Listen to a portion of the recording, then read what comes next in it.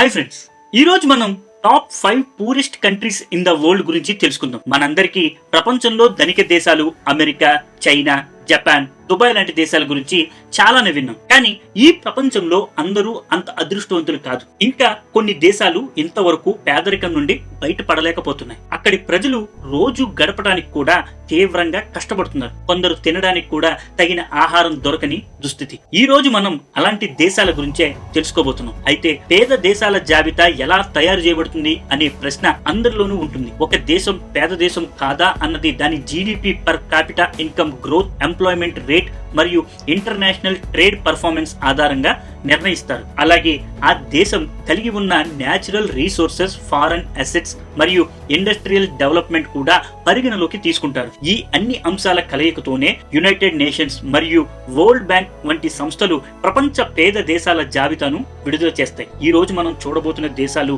రమ్యమైన చరిత్ర ఉన్న, ప్రకృతి సంపద ఉన్న, ఇప్పటికీ అభివృద్ధి వైపు చాలా వెనుకబడ్డాయి. ఈ దేశాల్లో పేదరికం, నిరుద్యోగం, ఆకలి మరియు యుద్ధాలు ప్రజల జీవితాన్ని పూర్తిగా మార్చేశాయి. ఇప్పుడు మనం ఒక్కో దేశం గురించి డీటెయిల్ గా చూద్దాం.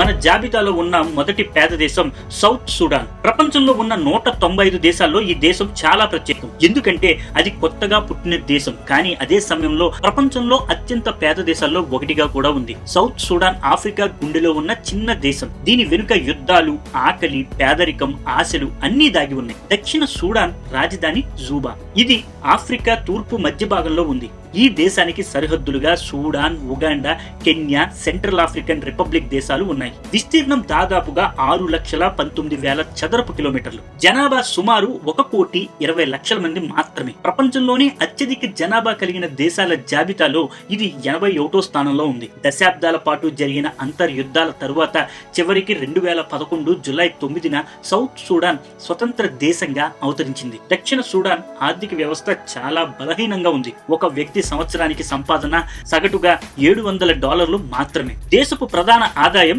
Oil exports. కానీ అవినీతి, యుద్ధాలు, మౌలిక వసతుల కొరత కారణంగా ఆ సంపద కూడా ప్రజల దగ్గరికి రావటం లేదు. దాదాపు 80% మంది దారిద్ర్య రేఖ కంటే దిగువన జీవిస్తున్నారు. ఇక్కడ unemployment, education, health care problems, corruption ఇవన్నీ కలిసి ప్రజల జీవితాన్ని కష్టతరం చేస్తున్నాయి. చాలా మంది శరణార్థులుగా పొరుగు దేశాలకు వలస వెళ్తున్నారు. అయినా కూడా ఈ దేశం భౌగోళికంగా ఎంతో అందంగా ఉంటుంది. నైలు నది ఈ దేశం గుండా ప్రవహిస్తూ భూమికి జీవం ఇస్తుంది. ఇక్కడ ఆయిల్, ఐరన్, యురేనియం వంటి సహజ వనరులు ఉన్నా వాటిని సరైన రీతిలో వినియోగించుకోలేకపోతున్నారు. లిటరసీ రేట్ కేవలం 35% మాత్రమే. సగటు లైఫ్ ఎక్స్పెక్టెన్సీ 57 సంవత్సరాలు. కొన్ని గణాంకాల ప్రకారం ఇక్కడ ఒక మనిషి 58 సంవత్సరాలు దాటితే అదృష్టం అన్నట్లుగా ఉంటుందంట. చిన్న పిల్లల మరణాల రేటు కూడా చాలా ఎక్కువ. సౌత్ సుడాన్ లో ద్రవ్యోల్బణం గత సంవత్సరం 128% దాటింది. ఈ సంవత్సరం కూడా దాదాపు 65% ఇన్ఫ్లేషన్ ఉంటుందని అంచనా. అంటే నేడు ₹1 కొనగలిగిన వస్తువు రేపటికి రెండింతలవుతుంది. ప్రభుత్వ ఆదాయంలో 90% ఆయిల్ ఎక్స్పోర్ట్స్ నుంచే వస్తుంది. కానీ పైప్ లైన్ అంతరాయాలు మరియు అంతర్గత విభేదాల వల్ల చమురు ఎగుమతులు తీవ్రంగా దెబ్బతిన్నాయి. ఒకప్పుడు అభివృద్ధికి దారితీసే నూనె ఇప్పుడు అంతర్యుద్ధాల ఇంధనంగా మారింది. అయినా ఈ దేశ ప్రజల్లో ముఖాల్లో కనిపించే స్మైల్ మాత్రం ఆగలేదు. అది వారి స్ట్రెంగ్త్, వారి హోప్. ఇక ప్రపంచంలోని రెండో పేద దేశం బురుండి. ఆఫ్రికా ఖండం మధ్యలో తూర్పు ఆఫ్రికా పర్వతాల నడుమ ఒక చిన్న దేశం. దాని పేరే బురుండి.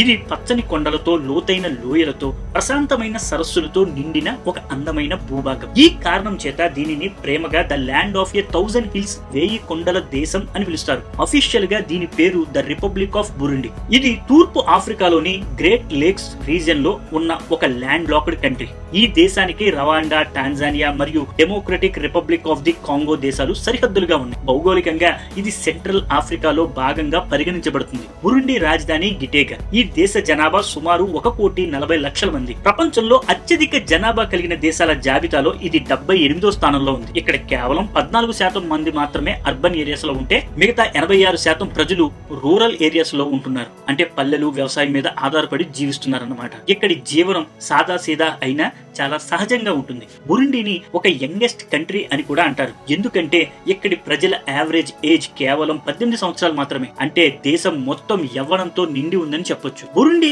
ఆఫ్రికా ఖండంలో ఒక చిన్న దేశం. ప్రకృతి సౌందర్యం ఉన్న ఈ దేశం పేదరికంతో మగ్గుతోంది. ఇక్కడి ప్రజలు కటిక దారిద్ర్యంలో జీవిస్తున్నారు. ఆహార కొరత చాలా ఉంది. చాలా మందికి కడుపు నిండా తినడానికి తిండి లేదు. పంటలు సరిగ్గా పండక ఆహార ధరలు పెరిగిపోవడంతో పేదలు మరింత కష్టాల్లో కూరుకుపోతున్నారు. స్వచ్ఛమైన త్రాగునీరు దొరకడం చాలా కష్టం. కలుషితమైన నీరు తాగడం వల్ల రోగాలు వ్యాపిస్తున్నాయి. ఇక విద్య వైద్యం విషయానికి వస్తే ఎంత తక్కువ మాట్లాడుకుంటే అంత మంచిది. సరైన పాఠశాలలు ఆసుపత్రులు లేవు. పిల్లలు చదువుకోలేకపోతున్నారు. రోగాలు వస్తే వైద్యం అందక ప్రాణాలు పోతున్నాయి. రాజకీయ అస్థిరత కూడా తోడవడంతో తరచూ గొడవలు హింస కారణంగా ప్రజలు భయంతో జీవిస్తున్నారు. చాలా మంది వ్యవసాయంపై ఆధారపడి జీవిస్తున్నారు. కానీ వాతావరణ కారణ మార్పుల వల్ల పంటలు సరిగా పండటం లేదు. యువతకు సరైన ఉద్యోగాలు లేవు. దీంతో పేదరికం మరింత పెరుగుతోంది. ప్రకృతి అందంగా ఉన్న ఈ దేశం వద్ద సహజ వనరులు చాలా తక్కువ. కానీ ఈ దేశం ఎదుర్కొన్న నిజమైన శాపం వార్ అండ్ పవర్టీ. 1993 నుండి 2005 వరకు కొనసాగిన అంతర్యుద్ధం సివిల్ వార్ ఈ దేశాన్ని పూర్తిగా దెబ్బతీసింది.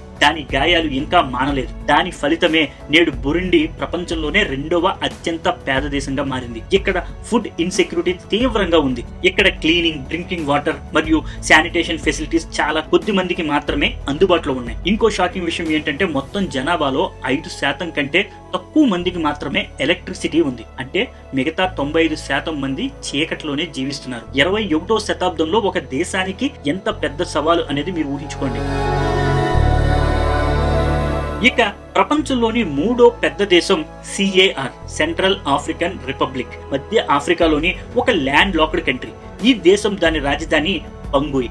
ఈ దేశానికి Chad, Sudan, south Sudan, Congo, democratic republic, Congo republic, Cameron దేశాలు సరిహద్దులుగా ఉన్నాయి. వజ్రాలు, బంగారం, చమురు, యురేనియం ప్రకృతి ఈ దేశానికి అన్ని ఇచ్చింది. కానీ ధనం ప్రజల చేతుల్లోకి ఎప్పుడూ చేరలేదు. సంఘర్షణలు, తిరుగుబాట్లు, అవినీతి ఇవే ఈ దేశాన్ని వెనక్కి లాగే. ఈ రోజు కూడా CAR ప్రపంచంలో అత్యంత పేద దేశాల్లో ఒకటి. ఇక్కడి ప్రజల జీవితాలు సహజ వనరులంత వెలుగులు కాదని చెప్పడంలో ఎలాంటి అతిశయోక్తి లేదు. ఈ దేశ విస్తీర్ణం సుమారు 6,22,000 చదరపు కిలోమీటర్లు. జనాభా దాదాపుగా 60 లక్షల మంది. కానీ జీవన ప్రమాణాలు మాత్రం దయనీయంగా ఉన్నాయి. 2022లో పురుషుల సగటు ఆయుర్దాయం 54 సంవత్సరాలు, మహిళలకు 57 సంవత్సరాలు మాత్రమే. అక్షరాస్యత రేటు కూడా చాలా తక్కువ. పురుషుల్లో 49%, మహిళల్లో కేవలం 26%. అంటే ప్రతి ఇద్దరిలో ఒకరికి చదవడం కూడా రాదు. ఇక్కడి భాషలు ఫ్రెంచ్ మరియు సాంగో. ఫ్రెంచ్ వలస పాలన జాడలు ఇంకా ఈ నేలలో ఉన్నాయి. సెంట్రల్ ఆఫ్రికన్ రిపబ్లిక్ ఆర్థిక వ్యవస్థ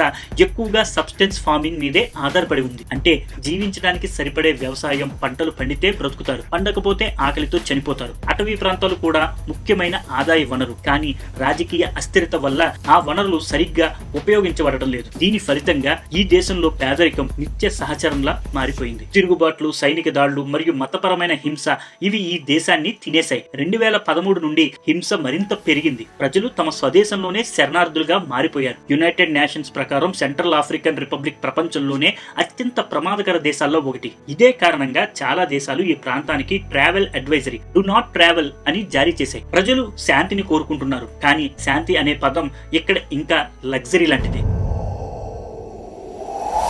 ఇక ప్రపంచంలోని 4వ పేద దేశం యెమెన్. మధ్యప్రాచ్యం అంటే ఇసుక, తుఫాన్లు, పొడి ఎడార్లు, పెట్రోల్ రిచ్ కింగ్డమ్స్ అని మనం ఊహిస్తాం. కానీ ఆ భూభాగం దక్షిణ కొనలో మరియు బాధలతో నిండిన ఒక దేశం ఉంది. ఆ దేశమే యెమెన్. యెమెన్ భౌగోళిక అరేబియా ద్వీపకల్పం నైరుతి చివర్లో ఉంది. ఇది సౌదీ అరేబియా మరియు ఒమన్ దేశాల సరిహద్దు పంచుకుంటుంది. రెడ్ సీ మరియు గల్ఫ్ ఆఫ్ అడెన్ తీరాల వద్ద విస్తరించి ఉంది. ఇక్కడి భూభాగం చాలా విభిన్నం. ఒకవైపు పొడి ఎడార్లు, మరోవైపు ఎత్తైన పర్వతాలు, మధ్యలో సన్నని తీర ప్రాంతాలు. యెమెన్లోని సొకోటా ఐలాండ్స్ ప్రపంచంలోనే అత్యంత యూనిక్ ఎకోసిస్టమ్ లో ఒకటి. అక్కడి చెట్లు, మొక్కల్ని చూస్తే ఏ గ్రహానికి చెందాయో అనిపించేలా ఉంటాయి. అందుకే దీన్ని చాలా సార్లు ఏలియన్ ఐలాండ్ ఆఫ్ ఎర్త్ అని కూడా పిలుస్తారు. యెమెన్ రాజధాని సనా ప్రపంచంలోని అత్యంత ఎత్తైన రాజధానిలో ఒకటి. సముద్ర మట్టానికి 2830 మీటర్ల ఎత్తులో ఉంది సనా. సనా అంటే కోట అని అర్థం. ఈ నగరం 6వ శతాబ్దంలోనే స్థాపించబడింది. ఈ రోజుకి కూడా ఆ పాతకాలపు నిర్మాణాలు, మట్టి గోడలు, ఇల్లు, అలంకారపు కిటికీలు అన్ని ఒక లివింగ్ మ్యూజియం లా కనిపిస్తాయి. యెమెన్ సంస్కృతి చాలా ప్రాచీనమైనది. ఇక్కడి పురుషులు సాంప్రదాయకంగా తోబే ధరిస్తారు. కడుపులో జాంబియా అనే వంపు కత్తి పట్టుకుంటారు. అది వీరత్వానికి చిహ్నం. మహిళలు ఎక్కువగా నికాబ్ ధరించి ముఖం కప్పుకుంటారు. ఈ దేశ జనాభా దాదాపుగా 4,20,00,000 మంది. అత్యధిక జనాభా కలిగిన దేశాల జాబితాలో 37వ స్థానంలో ఉంది యెమెన్. ఈ దేశ అధికారిక భాష అరబిక్. ఈ దేశ కరెన్సీ యెమెన్ రియల్. ప్రస్తుతం యెమెన్ ప్రజల పరిస్థితి మాత్రం చాలా క్లిష్టంగా మారింది. విద్య, ఆరోగ్యం, ఉద్యోగాలు అన్ని దాదాపుగా నిలిచిపోయాయి. ఒకప్పుడు హ్యాపీ అరేబియా అని పిలిచిన ఈ నేల ఈ రోజు వరల్డ్స్ వర్స్ట్ హ్యుమానిటేరియన్ క్రైసిస్ కి కేంద్రంగా మారింది. 2014 చివరి నుండి ఒక భయానక యుద్ధంలో చిక్కుకుంది. సౌదీ బ్యాక్డ్ గవర్నమెంట్ మరియు హౌతీ రెబెల్స్ మధ్య జరిగిన అధికారిక పోరాటం ఈ దేశాన్ని నరకంలా మార్చేసింది. 2014లో మొదలైన ఈ అంతర్యుద్ధం ఇప్పటి వరకు 150,000 మందికి పైగా ప్రాణాలను బలిగొంది. నగరాలు శిథిలాలుగా మారిపోయాయి. రోడ్లు, స్కూళ్లు, ఆసుపత్రులు అన్ని బాంబులతో చిత్రమయ్యాయి. యుద్ధం వల్ల యెమెన్ ఎకానమీ పూర్తిగా కూలిపోయింది. ఆయిల్ ఎక్స్పోర్ట్స్ దేశానికి ప్రధాన ఆదాయం. గవర్నమెంట్ రెవెన్యూ 30% కంటే ఎక్కువ పడిపోయింది. ఒకప్పుడు కాఫీ, సుగంధ ద్రవ్యాలతో వ్యాపారానికి కేంద్రంగా ఉన్న యెమెన్ ఇప్పుడు అంతర్జాతీయ సహాయం లేకుండా ఊపిరి కూడా తీసుకోలేని స్థితిలో ఉంది. దక్షిణ యెమెన్ ప్రాంతాల్లో సగానికి పైగా ప్రజలు తీవ్ర ఆకలిని ఎదుర్కొంటున్నారు. ఫుడ్ ఇన్సెక్యూరిటీ తన చరిత్రలోనే అత్యంత ప్రమాదకర స్థాయికి చేరుకుంది. పిల్లలు పౌష్టికాహార లోపంతో చనిపోతున్నారు. తల్లులు, తండ్రులు కేవలం ఒక ముక్క రొట్టె కోసం రాత్రంతా లైన్లలో నిలబడుతున్నారు. శాంతి చర్చలు చాలా సార్లు జరిగాయి, కానీ ప్రతిసారి గన్ సౌండ్ ఆ శాంతి మాటల కంటే పెద్దగా వినిపించింది. అయినా ప్రజలు వదిలిపెట్టలేదు. వాళ్ళ ముఖాల్లో ఇంకా ఒక నిశ్శబ్దమైన ఆశ అలానే ఉంది. ఒక రోజు తుపాకుల శబ్దం ఆగిపోతుందని, పిల్లల నవ్వులు మళ్లీ ఆ వీధుల్లో మారు మోగుతాయని. ఇక ప్రపంచంలోని 5వ పేద దేశం మొజాంబిక్. సహజ వనరులతో సమృద్ధిగా ఉన్నప్పటికీ దక్షిణ ఆఫ్రికాలోని మొజాంబిక్ అనే ఈ దేశం వాస్తవానికి విరుద్ధమైన కథ చెబుతుంది. ఈ నేల కింద బంగారం, వాయువు, బొగ్గు ఉన్న ప్రజల చేతిలో పేదరికం మాత్రమే మిగిలింది. హిందూ మహాసముద్రం వెంబడి ఉన్న దీని పొడవైన తీర ప్రాంతం దేశానికి వ్యూహాత్మక ప్రాధాన్యం ఇచ్చిన తీవ్ర వాతావరణ పరిస్థితులు, తిరుగుబాట్లు మరియు రాజకీయ అస్థిరత దానిని వెనక్కి లాగాయి. ఒకప్పుడు పోర్చుగీస్ కాలనీగా ఉన్న ఈ దేశం 1975లో స్వాతంత్రం పొందిన తరువాత వేగంగా ఎదుగుతుందనే ఆశ కలిగించింది. గత దశాబ్దంలో సగటు జీడీపీ వృద్ధి 7% కంటే ఎక్కువగా నమోదు కావడం మొజాంబిక్ ను ఆఫ్రికాలో వేగంగా ఎదుగుతున్న దేశాల్లో ఒకటిగా నిలిపింది. కానీ ఈ వేగం ఎక్కువ కాలం నిలవలేదు. 2017 నుండి దేశంలో సహజ వాయువు అధికంగా ఉన్న ఉత్తర ప్రావిన్స్ కాబో డెల్గాడోలో ఇస్లామిక్ తిరుగుబాటు గ్రూపులు దాడులు ప్రారంభమయ్యాయి. 100 గ్రామాలు ఖాళీ అయ్యాయి.